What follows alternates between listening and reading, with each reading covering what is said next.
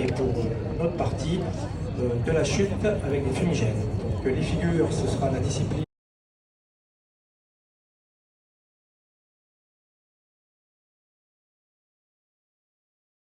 Une équipe de démonstration, exclusivement tournée vers les démonstrations et non pas de compétition. Donc j'ai la même chose avec des drapeaux, mais un peu plus de manière plus conséquente. Base de Mont-de-Marsan, vous avez l'adjudant-chef Sébastien, qui est commando parachutiste, qui vient de la base d'Orléans, le caporal-chef Florian, commando parachutiste, également de la base d'Orléans, donc ce sont les premiers qui se sont posés. Toute spécialité, toute base de l'armée de l'air et de l'espace. Dans le kite, l'adjudant Sébastien, qui est logisticien aéronautique sur la base de Luxeuil. Le sergent-chef Robin, mécanicien avion sur la base d'Orléans. Le sergent-chef Julien, mécanicien armement sur la base d'Orléans également. Le sergent Jean-Christophe, qui est pompier de l'air à Orange.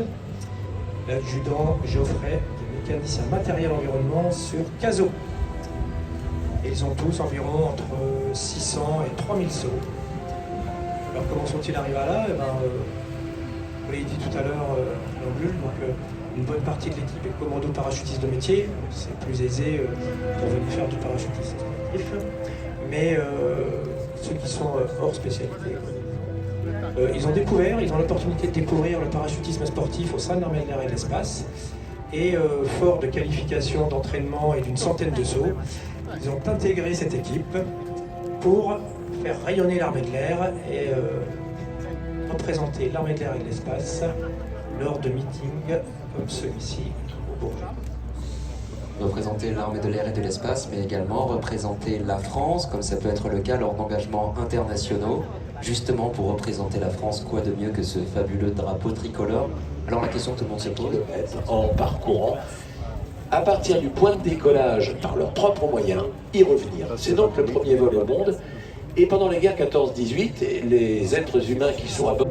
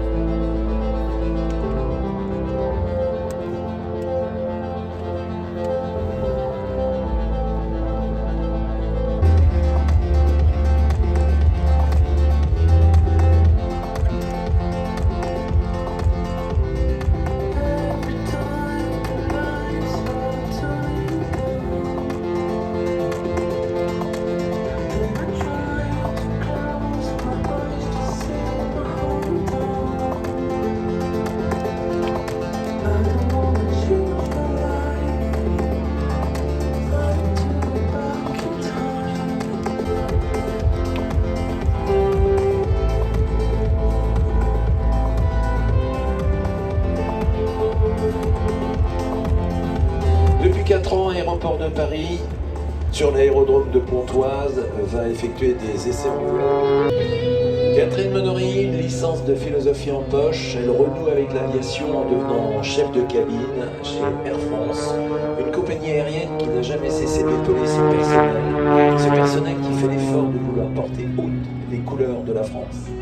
C'est grâce à cette entreprise qu'elle pourra adapter son emploi du temps. Elle s'entraînera à la voltige aérienne. Une carrière de voltigeuse plus tard, elle est désignée par décision ministérielle pour voyer, tout simplement parce que la mission va être plus longue. L'équipage est équipé d'un casque bien particulier qu'on appelle le Top Hole et il permet d'utiliser tous les armements du Tigre avec une précision redoutable puisqu'à 1,5 km on atteint une pièce de 10 centimes d'euro. Les informations sont alignées sur la visière directement avec la cible. C'est un système qui permet de gagner de précieuses millisecondes réflexes lors d'un combat. Et on va le voir, parce que ce multirôle, c'est un Tigre hélicoptère conçu également pour le combat aérien, comme les avions de chasse. Mesdames, messieurs, plutôt qu'un long discours, une belle présentation.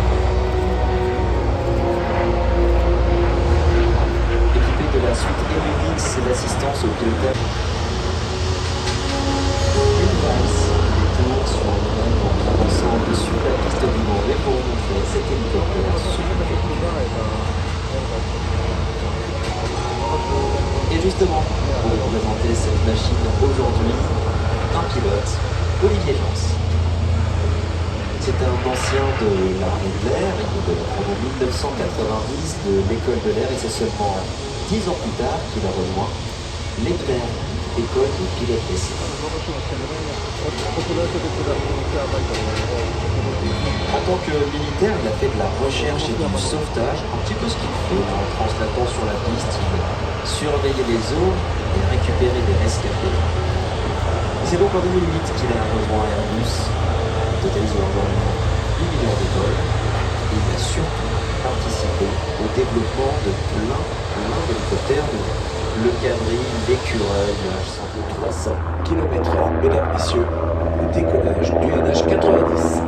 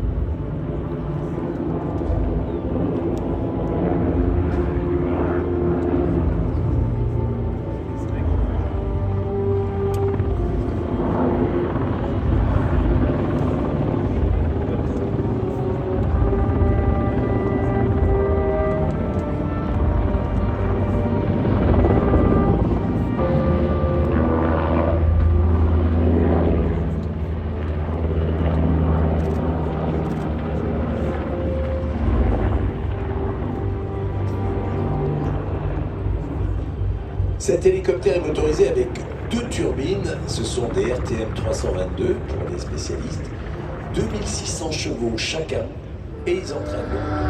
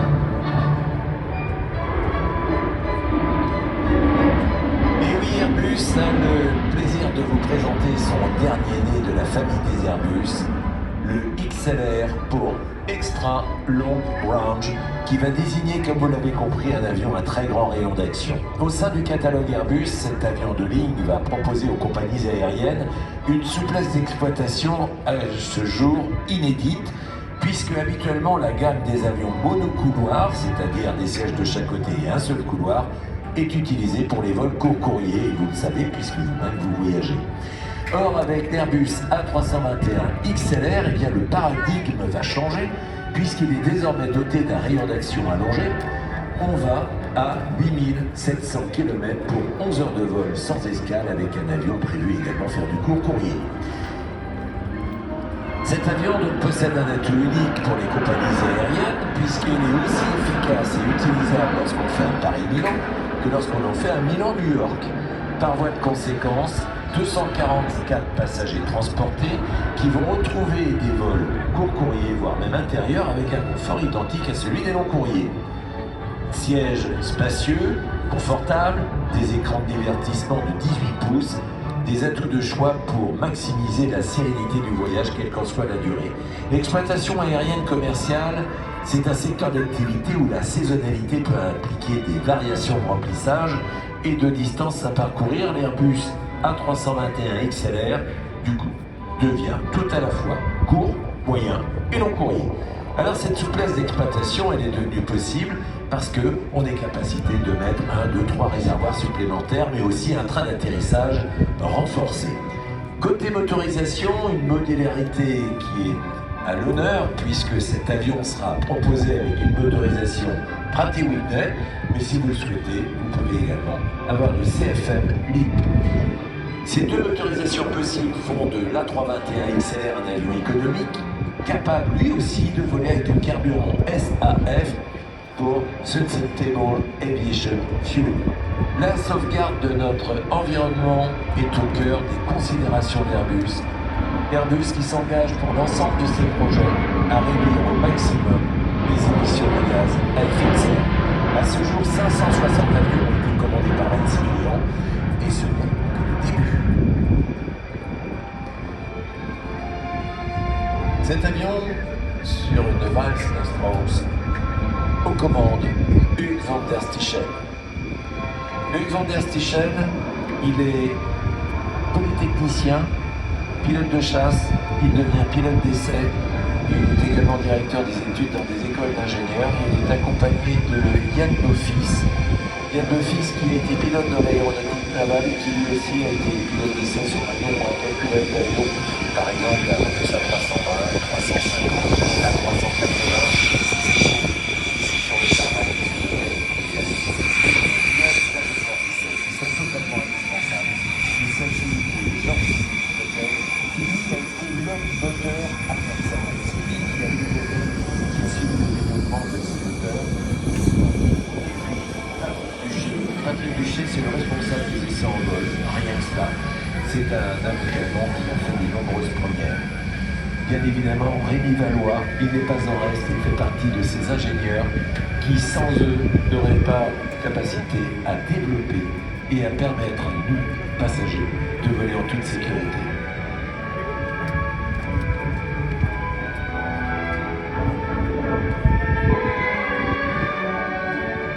Hugues van der Stichel, c'est son dernier salon du Bourget. Alors on fait un petit bisou à Stéphanie.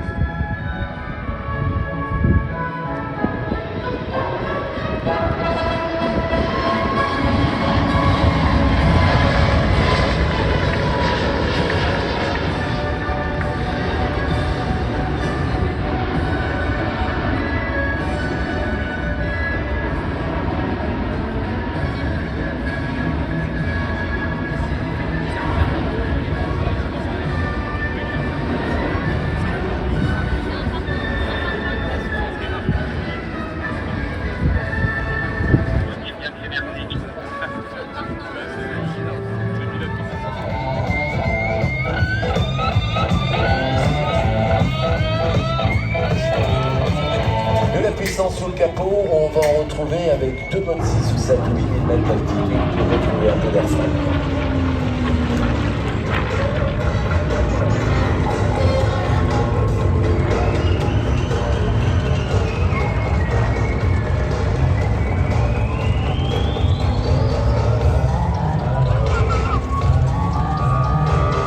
Cet avion que vous voyez évoluer, Tom Cruise a le même aux États-Unis et il s'amuse lui aussi avec cette type d'avion.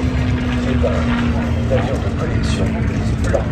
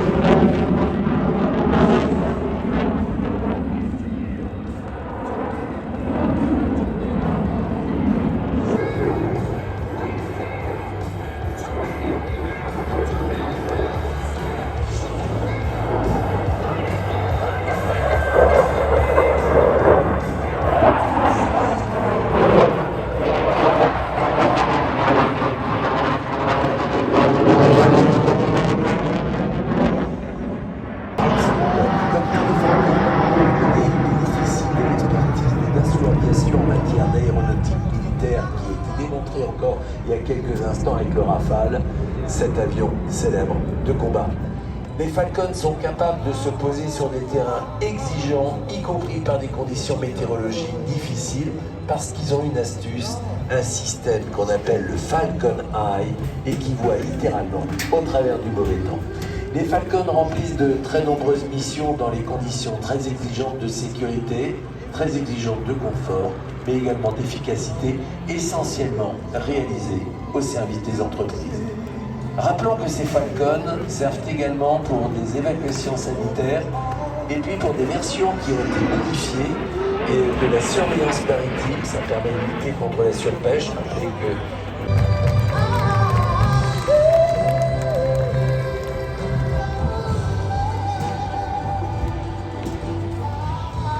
de la patrouille tranchante au décollage.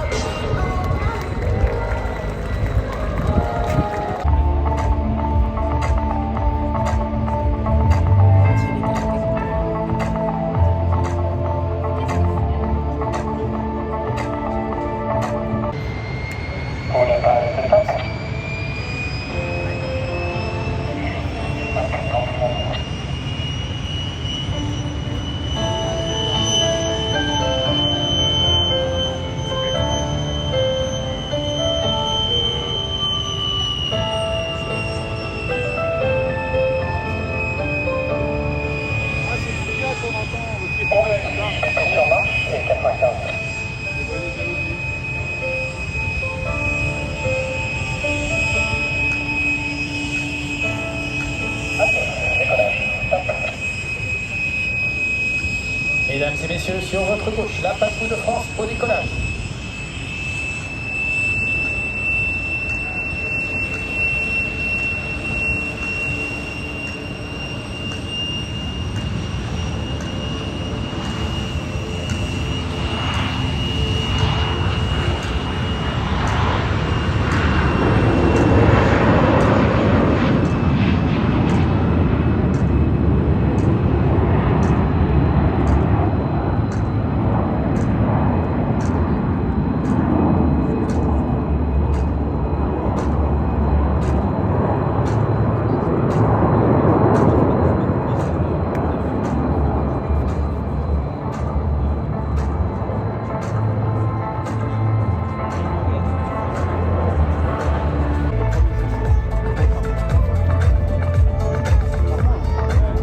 Mesdames et messieurs, sur votre gauche, la patrouille de France 2023 vous salue.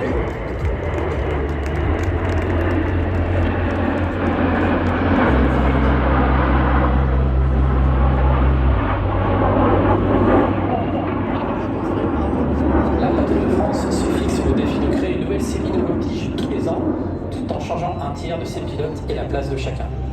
Cette année, ce sont les capitaines Godet et Troyes, respectivement Athos 2 et 3, qui ont suivi une formation intransigeante. Le capitaine Godet a été pilote sur Mirage 2000-5. Le capitaine Troyes a quant à lui débuté sur Mirage 2000C, puis est passé sur Rafale. Ils ont tous deux été instructeurs sur Alpha Jet et ont la lourde tâche d'être les premiers appareils qui forment les ailes de la patrouille. Leur rôle, piloter le plus souplement possible afin de garantir la stabilité de toute la patrouille.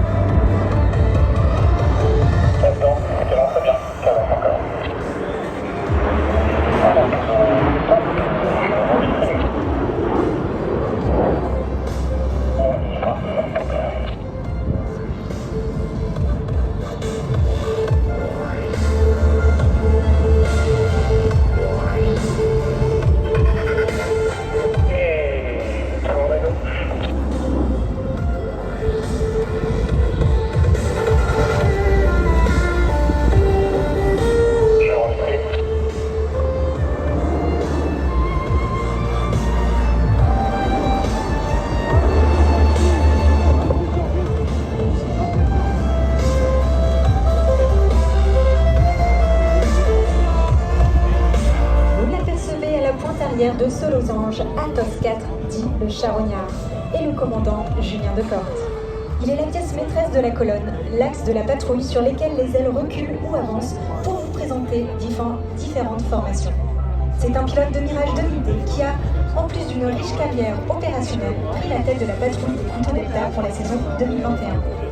Il vole dans le sillage du leader, s'inspirant de chacune de ses trajectoires, en vol comme en sol, et prendra sa place à la tête de la patrouille de France la saison prochaine.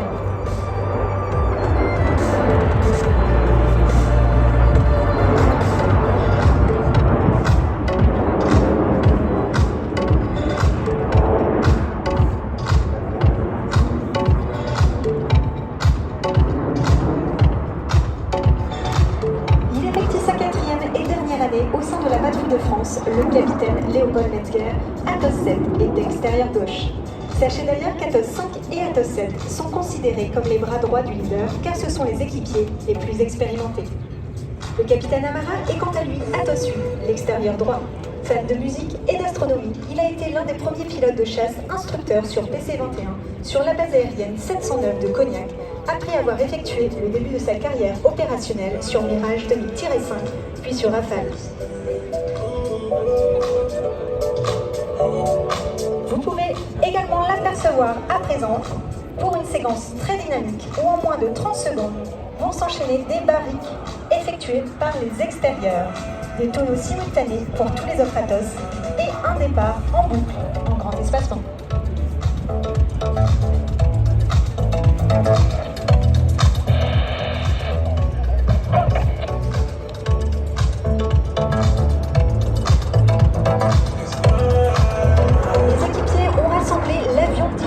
Pour être prêt en formation très serrée.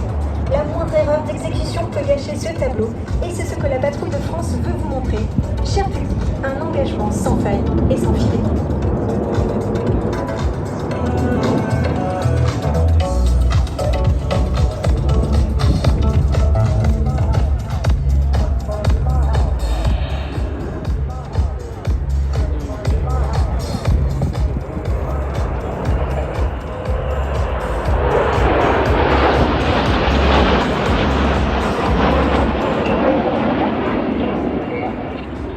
Après ce magnifique passage en grande flèche, les avions vont désormais se présenter sur votre droite dans leur formation de prédilection, la formation diamant, pour une séquence tout en courbe dans la 3e dimension.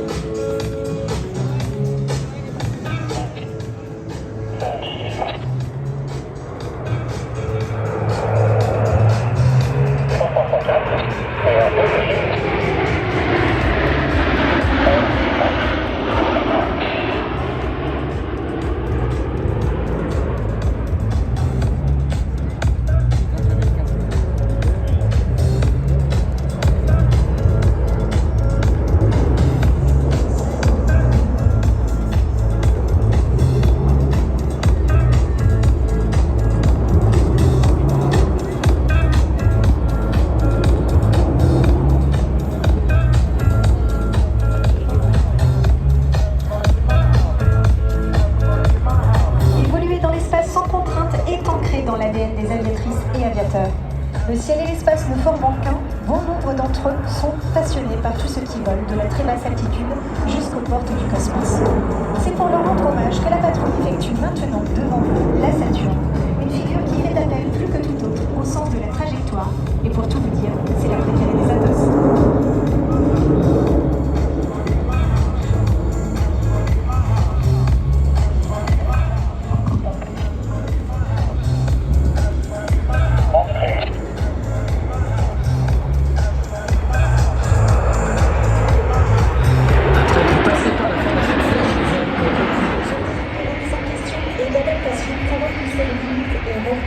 L'armée de l'air et de l'espace et la France au plus haut niveau.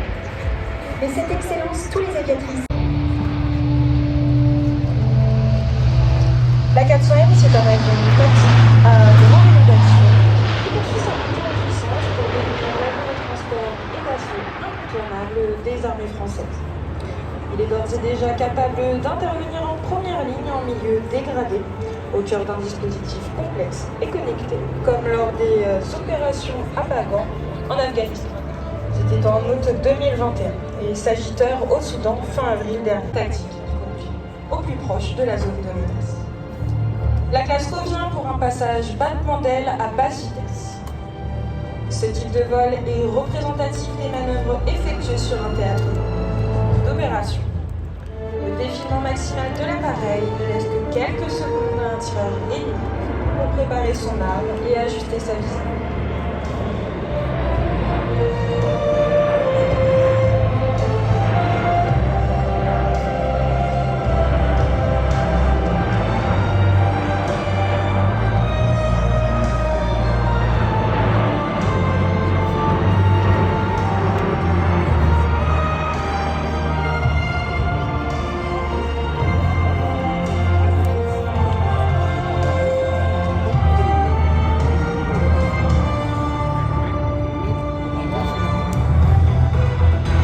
De mener des aérolargages de matériel de parachutistes, et cela à des distances à plusieurs milliers de kilomètres, il est également en mesure de réaliser des posées d'assaut sur tout type de terrain, y compris à l'issue d'une phase de pénétration en vol à basse altitude, par tous les temps, de jour comme de nuit. La classe est un élément majeur de la capacité de protection.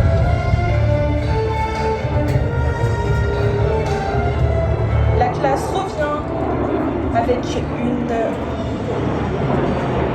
figure d'Ugin Approach. Il s'agit d'une arrivée qui normalement est réalisée à très basse altitude et à très grande vitesse. Aujourd'hui, pour des contraintes de sécurité, nous évoluons à...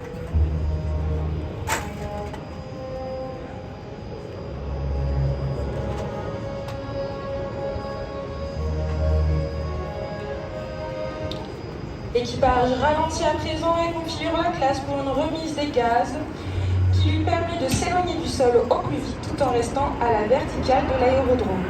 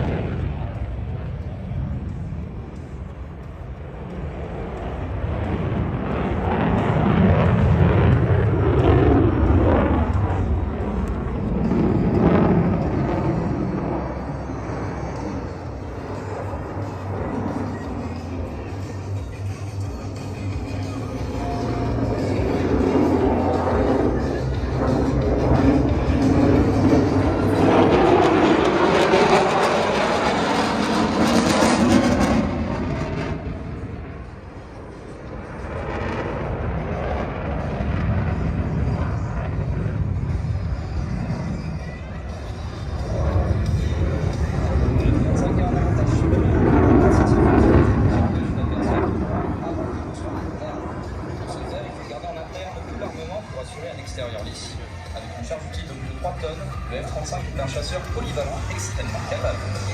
Et si vous demandiez où bien pouvaient se cacher tous ces bombes et missiles, voici votre réponse.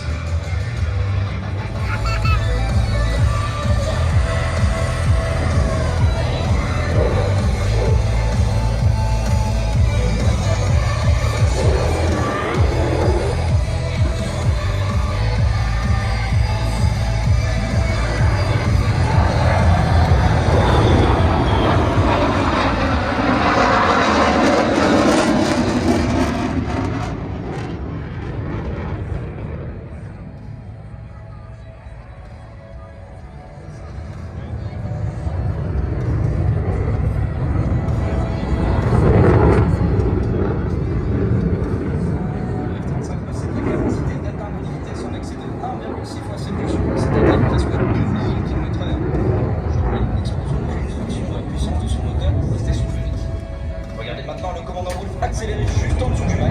Elle parcourt ainsi 3 stades de football à la seconde. Et si ce n'était n'est pas assez impressionnant? Et il tirera ensuite sur le manche et catapultera son Lightning 2 dans le ciel. Mesdames et messieurs, préparez-vous au tonnerre de liberté avec le High Speed Pass.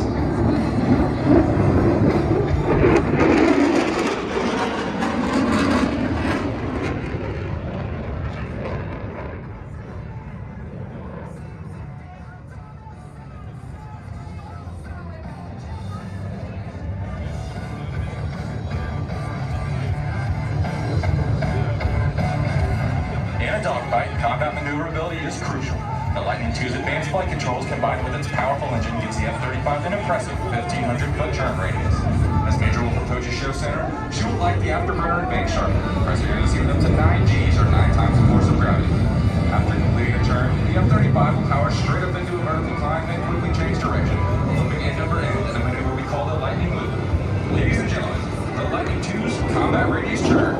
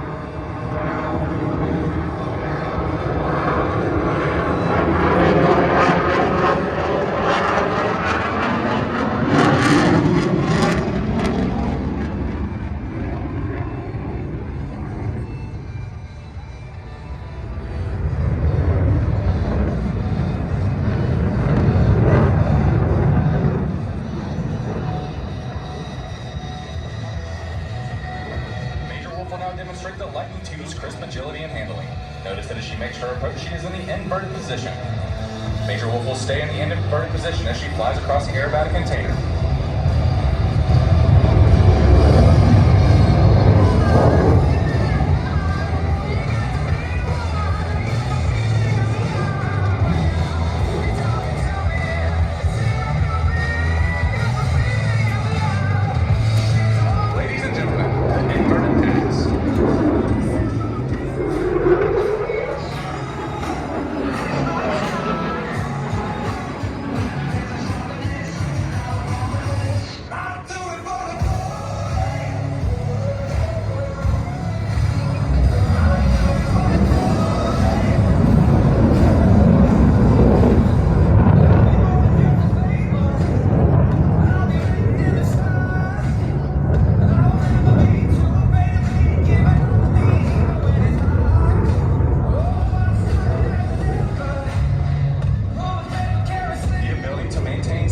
Flight is crucial in combat. The potent combinations of sophisticated flight controls coupled with one of the most powerful